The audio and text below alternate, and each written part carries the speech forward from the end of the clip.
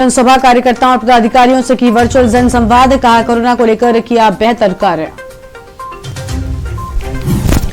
कांग्रेस ने जारी की 53 उम्मीदवारों की पहली सूची, लिस्ट में 3 महिलाओं के नाम सिर्फ।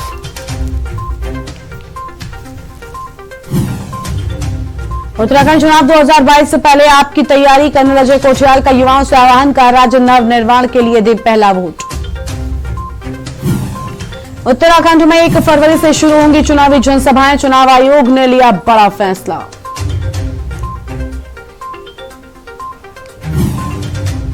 भड़काऊ भाषण पर नैनीताल हाईकोर्ट ने दिए निर्देश, कहा धर्म संसद मामले में 25 जनवरी तक स्थिति स्पष्ट करे सरकार।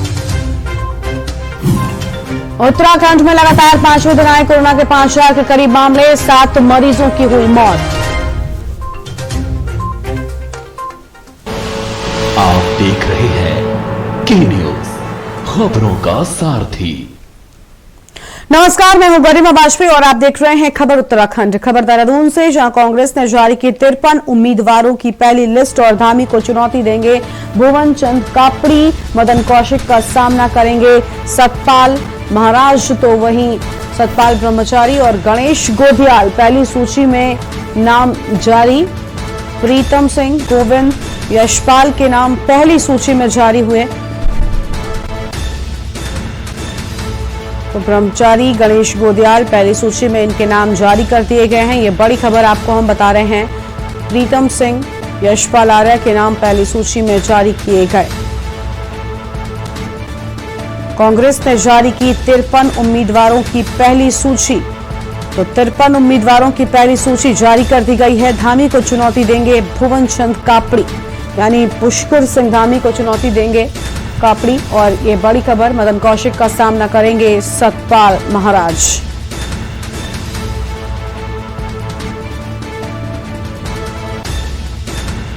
तो देहरादून से बड़ी खबर, जहां कांग्रेस ने जारी की 53 उम्मीदवारों की पहली सूची, धामी को चुनौती देंगे भुवन चंद कापड़ी। ये बड़ी खबर सामने आ रही है। तो भुवन चंद कापड़ी धामी को चुनौती देंगे। और आपको बता दें कि मदन कौशिक का सामना करेंगे सतपाल। ये बड़ी खबर सामने आ रही है, मदन कौशिक का सामना करेंगे सतपाल।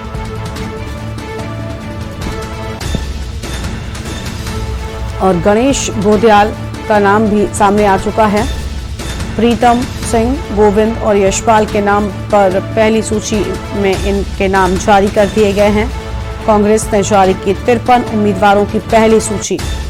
और इसी खबर पर हमारे साथ में राजेश जी, ब्यूरो चीफ, जुड़ चुके हैं फोन लाइन पर। राजेश जी, धामी को चुनौती देने के लिए भुवन चंद कापड़ी को चुनावी मैदान में उतारा है कांग्रेस पार्टी ने।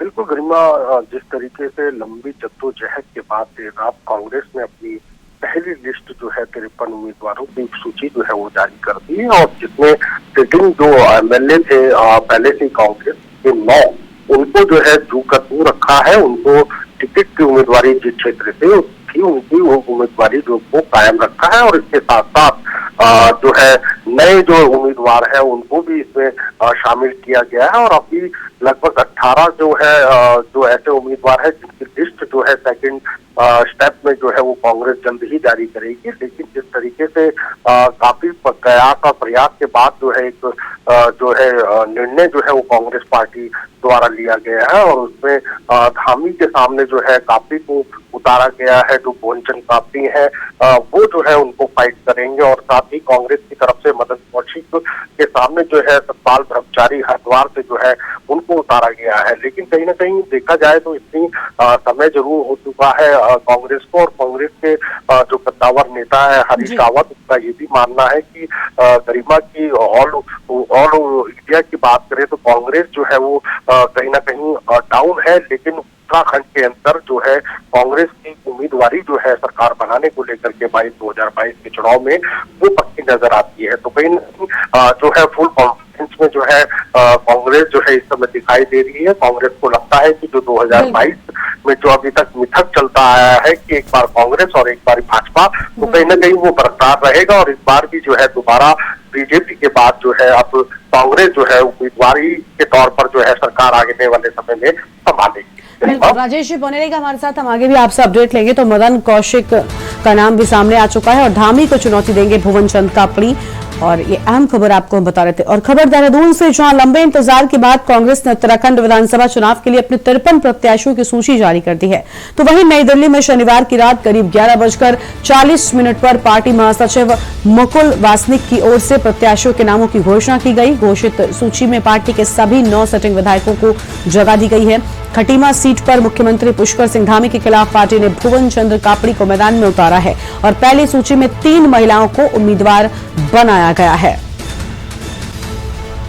तो सीएम धामी के खिलाफ भुवन चंद्र कापड़ी और सिर्फ 3 महिलाओं के नाम यहां पर सामने आए हैं। और हमारे साथ में राजेश जी लगातार बने हुए थे ब्यूरो चीफ इसी खबर पर अधिक अपडेट के लिए। राजेश जी, कांग्रेस लगातार लड़की हूं, लड़ सकती हूं और महिलाओं की भागीदारी की बात कर रही है, लेकिन अगर उत्तराखंड की बात करें तो पहले ही सरिता आर्य को हमने देखा, वो कांग्रेस का दामन छोड़कर भाजपा में चली गई सिर्फ इसीलिए क्योंकि वो कह रही थी कि लड़की हूं, लड़ सकती हूं, लेकिन मुझे टिकट नहीं दिया जा रहा है। तो क्या लगता है, सिर्फ 3 महिलाओं को उतारकर ये नारा उत्तराखंड में क्या वाकई सही साबित हो रहा है? बिल्कुल गरिमा, ये महत्वपूर्ण सवाल है आपका। और क्योंकि मुझे लगता है कि जैसे जो भाजपा में माफ कीजिएगा, जो यूपी में प्रियंका गांधी का जो नारा है लड़की हूँ लड़ सकती हूँ, तो वो उत्तराखंड की देवभूमि में नहीं देखने को मिल रहा है कांग्रेस में।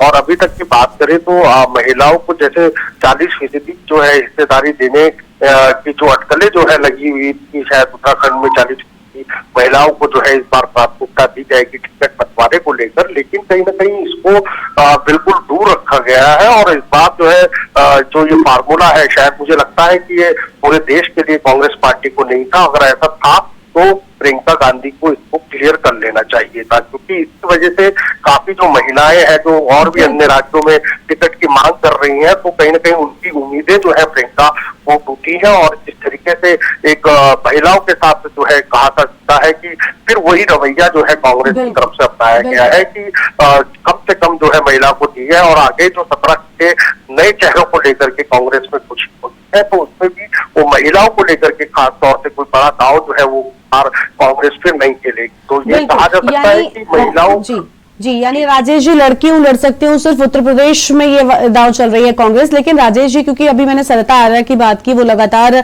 नाराज थी और साथ ही कह रही थी कि मुझे बड़ी ग्लानि है कि मैं खुद महिला होकर यहाँ पर महिलाओं की लड़ाई को नहीं लड़ पा रही हूँ। तो क्या लगता है कि क्या ये नुकसान इस चुनाव में कांग्रेस पार्टी को उठाना पड़ेगा, क्योंकि एक और उम्मीदें और ज्यादा महिलाओं की बढ़ गई थी इस नारे के बाद में?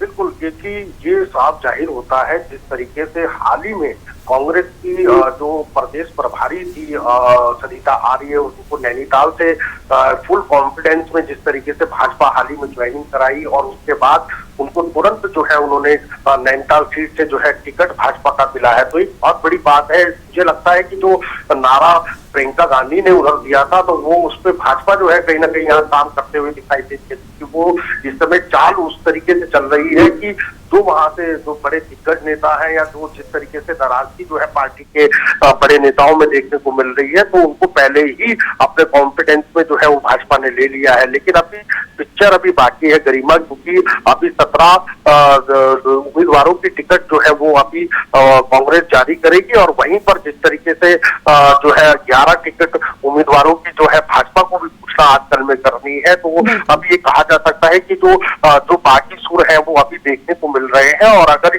इन लिस्ट में जो है कहीं ना कहीं एक बड़ी मेजोरिटी जो है इधर से उधर फेर बदल की जो है वो गरिमा देखने को मिलेगी। और इसमें शायद हो सकता है कि प्राथमिकता जो है भाजपा के द्वारा जो है महिलाओं को जो है वो दे सकती है, कि उम्मीद यही जताई जा रही है कि ज्यादा से ज्यादा महिलाओं को इस बार भाजपा प्रोत्साहन उम्मीद। बिल्कुल, यानी सेफर साइड के लिए दोनों ही पार्टियों ने कुछ सीटों को बचा कर रखा है। बहुत बहुत शुक्रिया आपका राजेश जी, हमारे साथ जुड़ने के लिए, अहम जानकारी हमारे दर्शकों तक पहुंचाने के लिए।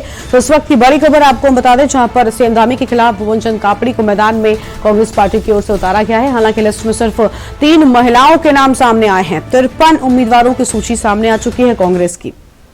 और उत्तराखंड सीएम पुष्कर सिंह धामी ने चंपावत में ई जनसभा में कार्यकर्ताओं और पदाधिकारियों से वर्चुअली जनसंवाद किया है। उन्होंने कहा कि कोरोना को लेकर सभी लोगों ने बेहतर काम किया। और सीएम धामी ने और क्या कुछ कहा वो भी सुनिए। चंपावत का ये क्षेत्र जितना प्राकृतिक दृष्टि से मनोरम है, वहीं आध्यात्मिक और पौराणिक दृष्टि से भी अति महत्वपूर्ण है। स्वामी विवेकानंद जी द्वारा मायावती में स्थापित किया गया अद्वैत आश्रम जिसे मायावती आश्रम के नाम से जाना जाता है। आज देश विदेश के हजारों हजारों लोग आध्यात्मिक शांति और स्वामी विवेकानंद जी के आदर्शों पर चलने की प्रेरणा हम सबको यहाँ से मिलती है। इन सभी स्थानों के कारण हमारा चंपावत अनूठा और अनुपम चंपावत बनता है। भाइयों और बहनों, आज चुनाव हमारे सामने है। कमल के निशान के रूप में हमारा चयन स्पष्ट है। हम सबका लक्ष्य तय है, दिशा स्पष्ट है। बीते 5 सालों के दौरान हमारे दोनों ही लोकप्रिय विधायक चंपावत से श्री कैलाश गहतोड़ी और लोहाघाट से श्री पूरन फर्त्याल ने जन सेवा के अनेकों कार्य किए हैं।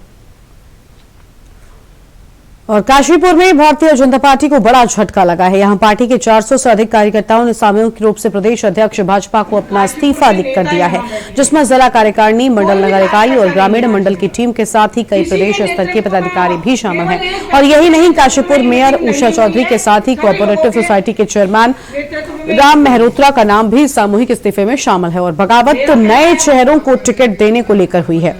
सबसे बड़ी बात तो यह है कि सीएम धामी के गृह जनपद में भाजपा में बगावत का सबसे बड़ा विस्फोट हुआ है।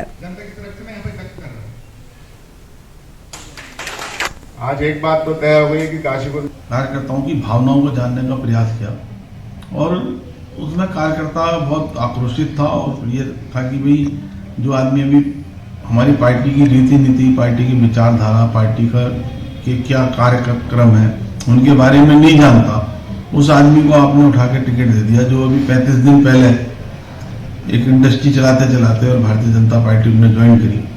तो इस बात को लेकर काफी रोष था और सभी कार्यकर्ताओं ने सामूहिक रूप से जो है एक इस्तीफा अपने प्रदेश नेतृत्व को भेजा है, जिसमें करीब 400 से 500 कार्यकर्ताओं ने इस्तीफा दिया है। और इसमें मंडल से लेके और प्रदेश तक के सभी पदाधिकारी इसमें शामिल हैं। संगठन की एक बैठक हुई थी जिसमें अभी जो टिकट काशीपुर में दिया गया है, चूंकि नए व्यक्ति को टिकट दिया गया है तो कार्यकर्ताओं में थोड़ा रोष था, जो स्वाभाविक भी है। तो कार्यकर्ताओं की बातों को सुना गया और ये बात हुई कि कार्यकर्ताओं की भावनाओं से हम प्रदेश संगठन को व्यक्त कराएंगे और देखते हैं संगठन क्या निर्णय लेता है, किस तरीके से कार्यकर्ताओं की बात, चूंकि भारतीय जनता पार्टी एक लोकतांत्रिक पार्टी है, कार्यकर्ताओं की बात को यहाँ पे बहुत तवज्जो दी जाती है और कार्यकर्ताओं की बात को संगठन कितनी महत्ता देते हुए क्या निर्णय लेता है उस हिसाब से संगठन का कार्य यहाँ पे आगे किया जाएगा। एक समझो समय होता है, चंद दिनों तक वो चलती है और धीरे धीरे वो नाराजगी खत्म हो जाती है। उसके लिए पार्टी भी आएगी, पार्टी समझाती है, हम लोग भी अपना पक्ष उनके सामने रखते हैं और उनको विश्वास दिलाते हैं कि भाई ये तरलोक सिंह चीमा जो है ये उषा से भी, उषा को मैं बहन कहता हूं और सदैव बहन कहा है और सदैव कहा नहीं, सदैव बहन माना है। और लक्ष्मी विधानसभा सीट पर भी भाजपा में बगावत के आसार नजर आ रहे हैं और इस सीट पर तीसरी बार भी पार्टी ने विधायक संजय गुप्ता को प्रत्याशी बनाया है। और यहां से पार्टी के वरिष्ठ नेता एवं पूर्व राज्य मंत्री श्यामवीर सैनी ने दावेदारी की थी और पार्टी से टिकट न मिलने से नाराज वरिष्ठ भाजपा एवं पूर्व राज्य मंत्री श्यामवीर सैनी ने आज लक्सर क्षेत्र में पदयात्रा निकालकर अपना विरोध प्रकट शुरू किया। और श्यामवीर सैनी ने 2 दर्जन से अधिक गांवों में पदयात्रा के दौरान सैनी समाज के लोगों से बातचीत की और अपना दर्द भी बयान किया है।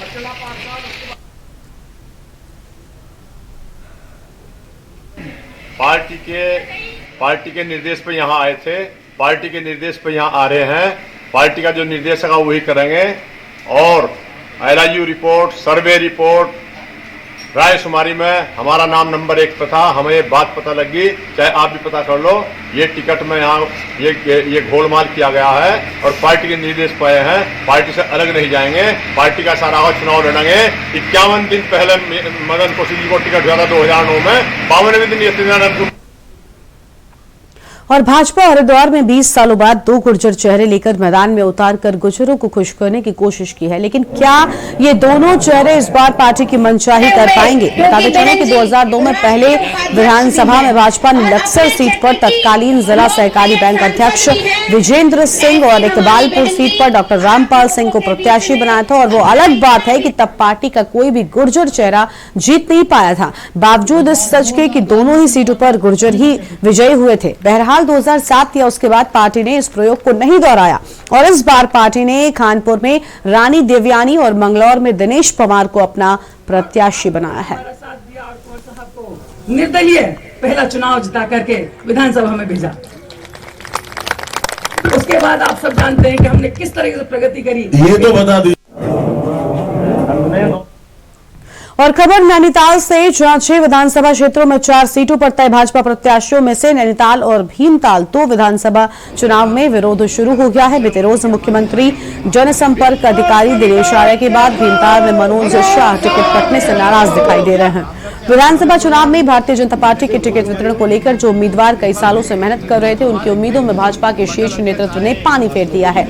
नैनीताल विधानसभा चुनाव में भाजपा से नाराज मुख्यमंत्री के जनसंपर्क अधिकारी दिनेश आर्य ने तो नामांकन पत्र खरीदकर नैनीताल से निर्दलीय प्रत्याशी के रूप में ताल ठोकने की तैयारी कर ली है। तो वहीं दूसरी ओर भीमताल विधानसभा से भाजपा के कद्दावर नेता मनोज शाह ने अपने 300 से अधिक समर्थकों के साथ भाजपा से सामूहिक इस्तीफा भी दे दिया। मनोज शाह का कहना है कि निर्दलीय प्रत्याशी राम सिंह कैड़ा, जिसने भाजपा की सदस्यता ग्रहण की, उसको शीर्ष नेताओं ने टिकट देकर उनके साथ छल किया है। हमारे कई मंडल अध्यक्ष आए हैं,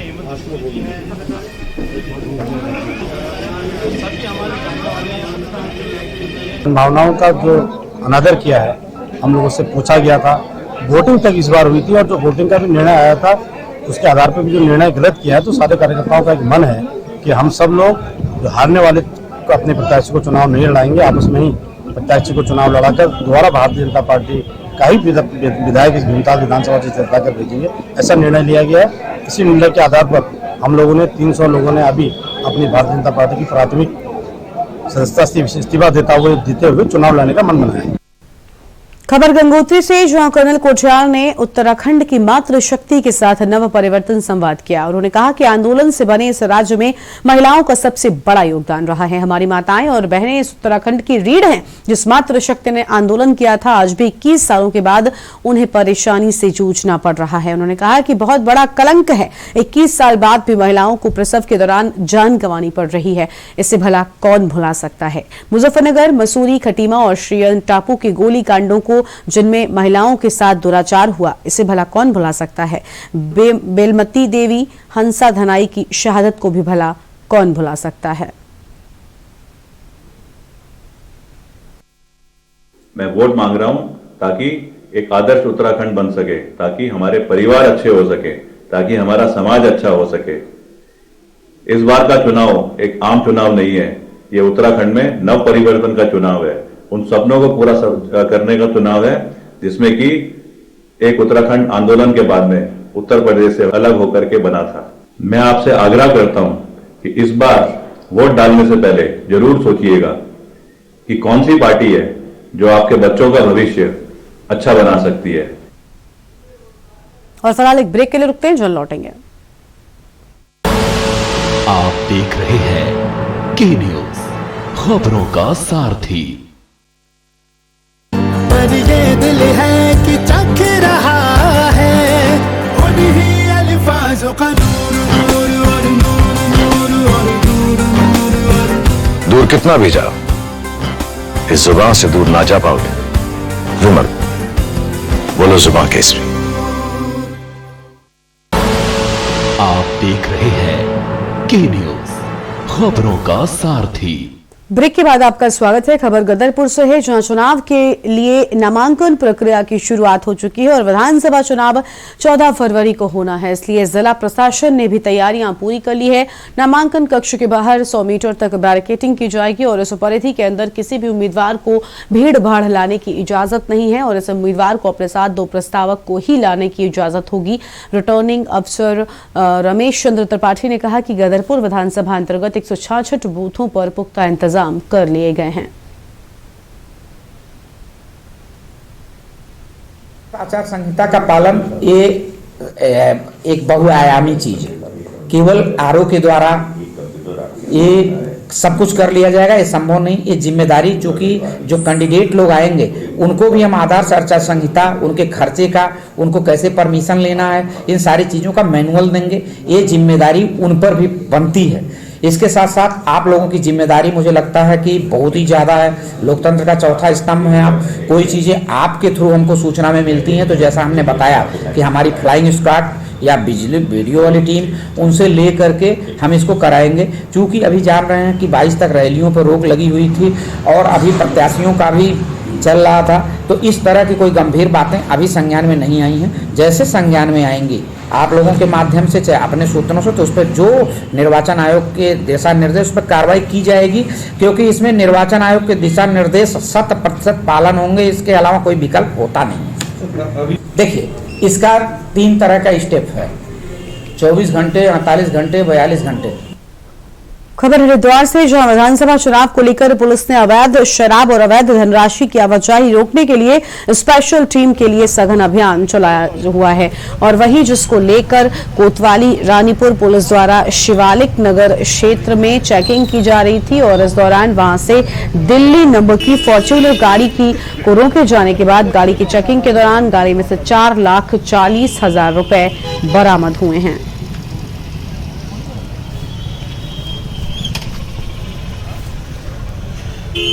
सभा 2022 चुनाव में धनबल के प्रयोग को रोकने के लिए इलेक्शन कमीशन ऑफ इंडिया द्वारा निर्धारित मात्रा से अधिक कैश ले जाने पर पाबंदी लगाई गई है। और इसी क्रम में विगत 24 घंटों में जनपद के 4 थानों रानीपुर, मंगलौर, कनखल और सिडकुल में कुल मिलाकर लगभग 11 लाख रुपए कैश की बरामदगी की गई है, जिसमें कि फिर पुलिस अग्रिम कार्रवाई कर रही है। पंजाब के पठानकोट बम ब्लास्ट के आतंकी साजिशकर्ता को शरण देने वाले 4 लोगों को एसटीएफ ने ऊधम सिंह नगर के किलाखेड़ा से गिरफ्तार किया है। उन्होंने आतंकी साजिशकर्ता को पिछले कई दिनों तक से अपने घर पर शरण दे रखी थी और उसको भागने के लिए कार का भी इंतजाम किया था। एसटीएफ ने इन आरोपियों के पास से एक कार और एक पिस्टल बरामद की है। पकड़े गए 4 व्यक्ति कनाडा, ऑस्ट्रेलिया, सर्बिया से इंटरनेट व्हाट्सएप कॉल से जुड़े थे और जिन्हें इन्हीं कॉलों के माध्यम से विदेशों से संचालित किया जा रहा था। फरार आरोपी सुखप्रीत उर्फ सुख के भी इंटरनेशनल कॉल्स के संपर्क में होने की पुष्टि हुई है और पकड़े गए 4 व्यक्तियों के खिलाफ आतंकी सुखप्रीत उर्फ सुखी को अपने घर में शरण देना और मदद करना तथा साजिश के तहत भागने के लिए कार की व्यवस्था करने का आरोप लगा है। 4 लोगों को जो एक जिला रामपुर से हैं, 2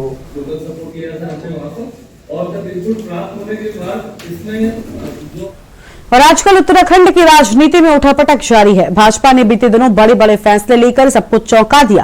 पहले कैबिनेट मंत्री हरक सिंह रावत को पार्टी से 6 सालों के लिए निष्कासित किया और फिर 70 विधानसभा सीटों में से 59 विधानसभा सीटों पर अपने प्रत्याशी भी घोषित किए, जिनमें से 10 मौजूदा विधायकों के टिकट काटकर भाजपा ने नए चेहरों पर दांव खेला है। तो वहीं भाजपा के इन फैसलों से राजनीति में घमासान मचा हुआ है और पार्टी के अंदर टिकट बंटवारे को लेकर बगावती सुर उठने लगे हैं। कुछ विधानसभा सीटों पर भाजपा के दावेदारों ने निर्दलीय ताल ठोकने की चेतावनी दी है।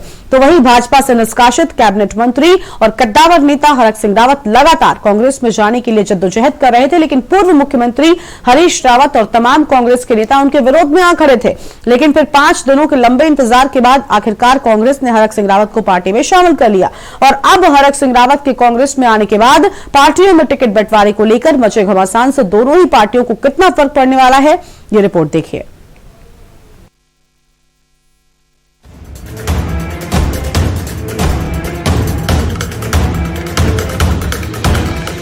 उत्तराखंड में आजकल मौसम सर्द है, लेकिन राजनीति में मौसम गरमाया हुआ है। एक तरफ लंबे इंतजार के बाद हरक को हाथ का साथ मिला तो टिकट बंटवारे पर पार्टियों के ही नेताओं ने पार्टियों के ही खिलाफ मोर्चा खोल दिया, चाहे वो कांग्रेस हो या फिर भाजपा। दोनों ही पार्टियों में आजकल घमासान मचा हुआ है। भाजपा घमासान देखकर कांग्रेस ने स्थिति को देखते हुए टिकट बंटवारे पर लंबा मंथन किया। वहीं इस गरमाई राजनीति से कांग्रेस और बीजेपी को कितना नुकसान होगा और कितना फायदा, या फिर आम आदमी पार्टी तीसरे विकल्प के तौर पर उत्तराखंड में बाजी मार ले जाएगी। वहीं इस स्थिति पर आम आदमी पार्टी का कहना है कि कांग्रेस बीजेपी दोनों ही पार्टियों के नेता भ्रष्टाचार में डूबे हैं, उसी को लेकर टिकट की मारामारी हो रही है। सियासी समाधान के लिए, अपनी इच्छाओं की पूर्ति के लिए एक दल से दूसरे दल में शिफ्ट हो रहे हैं। उत्तराखंड की जनता इस बात को समझती है कि ये वो मौकापरस्त लोग हैं, ये वो मौकापरस्त नेता है, चाहे वो हरक सिंह रावत जी का जो एक बड़ा सियासी ड्रामा आज उत्तराखंड ने देखा है कि किस तरीके से हरक सिंह रावत जी को बर्खास्त किया गया बीजेपी से और 5 दिन के अंतराल के बाद वो किसी तरह ये इनके प्रकार वो कांग्रेस में जाकर शामिल हो पाए। ये सारी सियासत, ये सारा ड्रामा, ये सारी उठापटक उत्तराखंड की जनता देख रही है और समझ रही है। इस पूरे मामले पर कांग्रेस का कहना है कि हरक सिंह रावत ने अपनी गलती मानी, उनसे भाजपा में जाने की गलती हुई थी क्योंकि जो सम्मान उनको मिलना चाहिए था नहीं मिला।